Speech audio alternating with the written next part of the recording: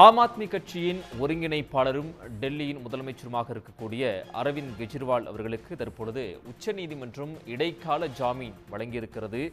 ஈடியினுடைய கைதை சட்ட விரோதம் என அறிவிக்க கோரி அரவிந்த் கெஜ்ரிவால் தொடர்ந்த இந்த வழக்கில் தற்பொழுது இடைக்கால நிவாரணமாக அவருக்கு இடைக்கால ஜாமீன் வழங்கி உச்சநீதிமன்றம் ஒரு அதிரடியாக உத்தரவை பிறப்பித்திருக்கிறது. இந்த இடைக்கால ஜாமீன் என்பது ஜனநாயகத்துக்கு கிடைத்திருக்கக்கூடிய மிகப்பெரிய வெற்றி என்று இந்தியாவில் இருக்கக்கூடிய பல்வேறு அரசியல் கட்சி தலைவர்கள் தங்களுடைய கருத்துக்களாக தொடர்ந்து வரவேற்பு தெரிவித்து இந்த இடைக்கால ஜாமீனுக்கு தங்களுடைய கருத்துக்களை பதிவிட்டு வருகிறார்கள்.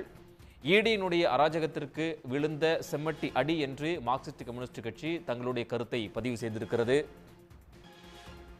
இந்த இடைக்கால ஜாமீன் தொடர்பாக அரசியல் கட்சி தலைவர்கள் தம்முடைய கருத்துக்களை பகிர்ந்து கொண்டு வருகிறார்கள். அந்த வரிசையில் தற்பொழுது இந்திய கம்யூனிஸ்ட் கட்சியின் தேசிய பொதுச் செயலாளர் திரு ராஜா அவர்கள் நம்மோடு தொலைபேசி வாயிலாக இணைந்திருக்கிறார். வணக்கம் சார்.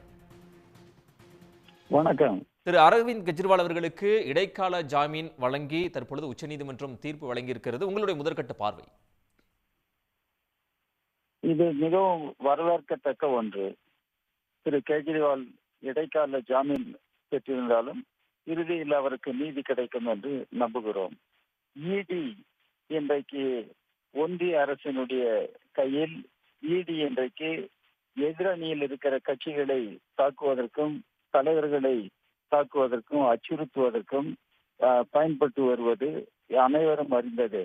இன்றைக்கு திரு கெஜ்ரிவால் பிரச்சனையில் கூட இடி பல்வேறு புகார்களை அவர் மீது அடுக்கியது. உச்ச நீதிமன்றத்தில் அவருக்கு ஜாமீன் வழங்குவது கூடாது, இடைக்கால பெயில் வழங்குவது கூடாது என்றெல்லாம் வாதித்தது.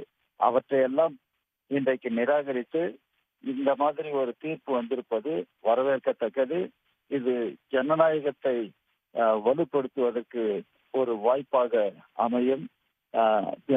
ஒன்றிய அரசினுடைய பாரதிய ஜனதா கட்சி தலைமையில் இருக்கிற அரசினுடைய திரு மோடி அவர்கள் பிரதமராக இருந்து செயல்படுகிற அரசினுடைய பழிவாங்குதல், அரசியல் பழிவாங்குதல் நடவடிக்கையை மக்கள் இன்றைக்கு புரிந்து வருகிறார்கள்.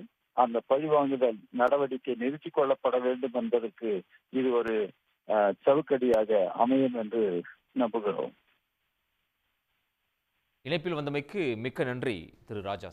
உடனுக்குடன் செய்திகளை தெரிந்து கொள்ள சன் நியூஸ் பெல் ஐகானை கிளிக் பண்ணுங்க.